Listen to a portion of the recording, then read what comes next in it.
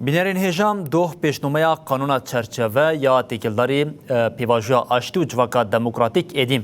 Diyar bu o derbasî Meclisa Tirkiye hate kirin piştî wê cara yekemîn berdevka Dem Partiye Ayşegül Duhan derket pêşiya rojnamavanan û got niha wext hatiye em bi hev re şert û mercên aştiya tam pêkbînin.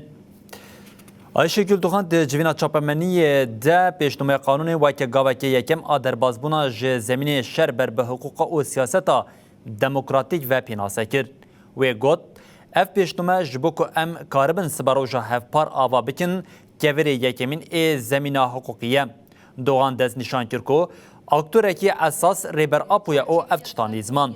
Divê aktorê esas ê pêvajoyê karibe bi rêk û pêk bey navbenkar tevkariyê li pêvajoyê bike. Divê di koordinasyona wê de cih bigire. Divê şert û mercên xebat û peywandiyan li gurê wê bêne sererast kirin. Berdevka Dem Partiye ev rewş ji bo ku pêvajo lez bike û risk werin rakirin weke pêdiviyeka sereke jî binav kir.